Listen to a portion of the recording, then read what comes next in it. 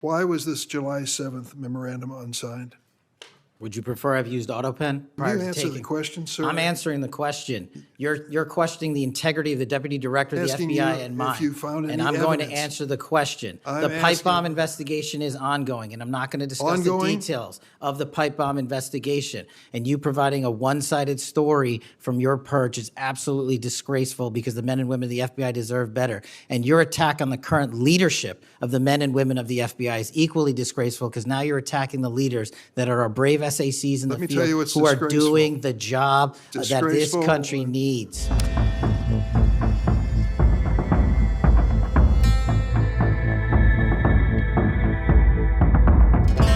Director Patel, in addition to the extensive purge of nonpartisan career FBI official reports indicate that dozens of remaining officials have been subjected to polygraph exams to test their loyalty.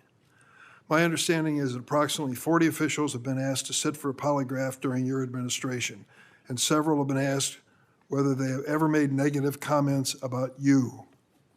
Director Patel, FBI agents pledge their loyalty to the Constitution of the United States, not you personally. What is the basis for requiring polygraph exams of your workforce and asking them if they've made negative comments about you? I don't know what reports you're referring to, Ranking Member, and I reject any reporting that has false information in it, so I'm not going to respond to that. As far as polygraphs go, generally they are always and always have been utilized at the FBI to track down those that leak sensitive information and have unauthorized disclosures to the media, and we will continue to use them to ensure the integrity of the FBI. Did any individual on your senior executive team, the director's advisory team, or who serve in the positions on the 7th floor receive disqualifying alerts on their polygraphs? Senator, I'm not going to get into the personnel discussions that were had on a polygraph. Those are private discussions, and many of them relate to ongoing investigations. Did you or Attorney General Bondi provide any individual with a waiver so they could remain employed after they received disqualifying alerts on their polygraphs? I'll have to get back to you. You don't remember that? No, sir. My priority is protecting the American public, not getting into the weeds of polygraphs. And to have a decent memory when you come before a committee. I'm happy to talk about all the good work the men and women of the FBI are doing, including provided the lowest crime rate in American history. If you want to talk about how to protect the citizens, Chicago has seen a 30% reduction in its murder rate because of the men and women of the FBI. You take credit for that? I'll happily do that. You The take credit? interagency partners and the men and women of the Chicago PD have never been more Include powerful. local law enforcement, please. Have you ever seen my testimony across this country where I always lead with our interagency partnerships with state and local law enforcement? It is the pillar of what I am doing. And on the 7th floor, for the first time in FBI history, I have installed police officers and sheriffs right on my 7th floor to report to us every day what's going around the country on the street level, because that is a priority of the FBI and is the only way we are going to work. I don't take credit for anything, but I will defend the men and women of the FBI and the cops that help us get it done. You should. Director Patel, to your knowledge, did a whistleblower ever make a disclosure to Attorney General Bondi indicating that the New York field office was withholding Epstein-related records? I'm not familiar with that whistleblower. You know that there was such a whistleblower? I'm not familiar with that whistleblower. In response to the blowback she received, Attorney General Bondi also pushed the FBI to review approximately 100,000 Epstein-related records on an arbitrarily short deadline in March, and the FBI was directed to flag any documents that mentioned President Trump. Nothing came of that review until July, when DOJ and FBI released an unsigned memorandum stating there is no incriminating client list. Why was this July 7th memorandum unsigned? Would you prefer I've used autopen? Why was it unsigned? The memorandum had the insignia of the Department of Justice and the Federal Bureau of Investigation. And in our effort to secure transparency for the American people, because the 3 prior administrations had not done so, we conducted an exhaustive search of everything related to the Epstein cases, and we produced what was legally and permissibly able to be produced to Congress and the American public. So and did there's you a congressional subpoena, and we're continuing to do so. Did you personally direct that investigation so that you would sign such a, Did I personally direct what investigation? of the Epstein records for any reference to President Trump? Again, you are citing reporting that I think is baseless. We conducted an investigation of the Epstein case files pursuant to the direction of the President of the administration to provide all credible information, and we are working with Congress pursuant to a congressional subpoena to turn over all the documents we can. All individuals. Who at DOJ and FBI was responsible for its drafting and conclusions? Many individuals at the Department of Justice and the FBI are There was responsible. no lead person? The Attorney General leads the Department of Justice, and I lead the FBI. So the Attorney General was responsible for that? The Attorney General leads the Department of Justice. Director Patel, much like you, Deputy Director Dan Bongino was a conspiracy theorist who built a lucrative career making inflammatory and unsubstantiated statements about the FBI that would be disqualifying in any administration that cared about nonpartisan law enforcement. For instance, Mr. Bongino called the placement of pipe bombs outside the DNC and RNC headquarters on January 6, quote, an inside job, and went on to say this was a setup. I have zero doubt, and whoever goes into the FBI, you better get an answer about why. Director Patel, you and Deputy Director Bongino are now leading the FBI. What is the evidence to suggest the pipe bombs placed outside of the DNC and RNC on January 6 were an inside job? I appreciate the opportunity to discuss Director Bongino's mine record.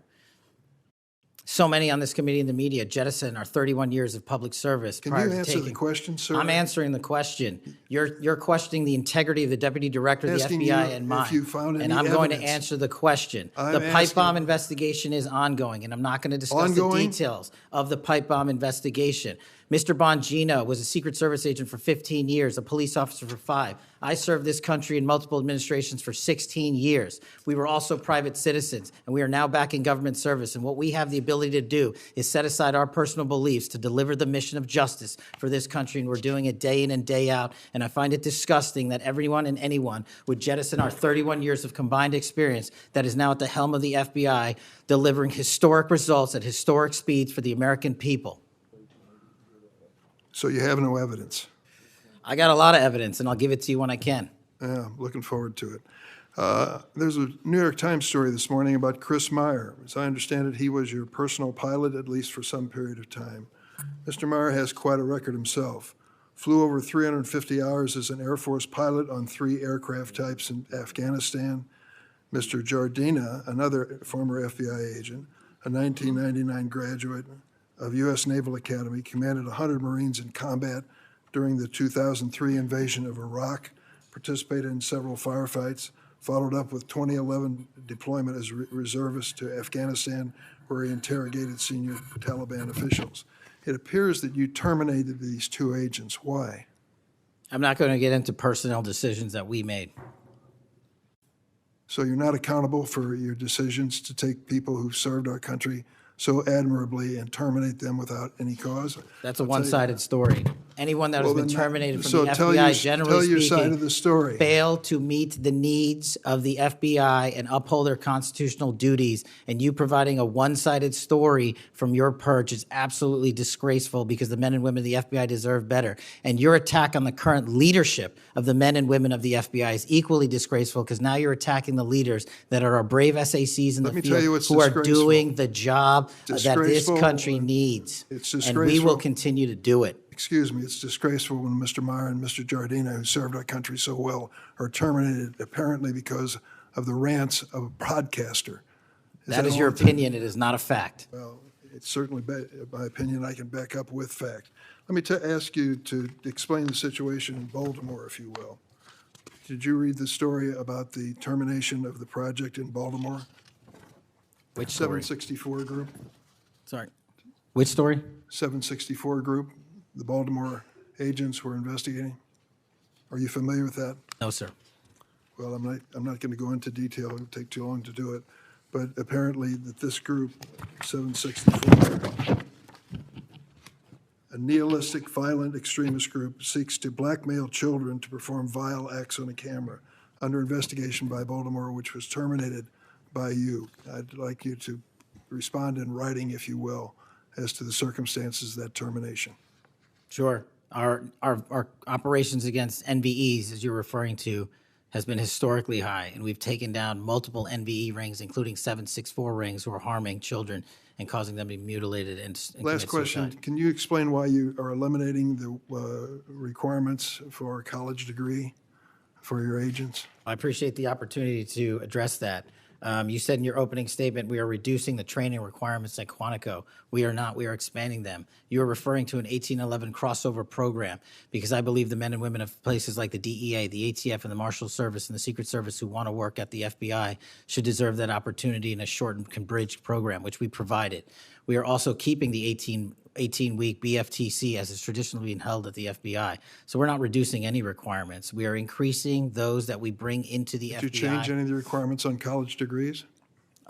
We are allowing police officers who have served for a number of years to come into the FBI who did not obtain the requisite college degree to apply to be federal agents because we feel they have the street level experience we need to conduct this mission. I yield, Mr. Chairman.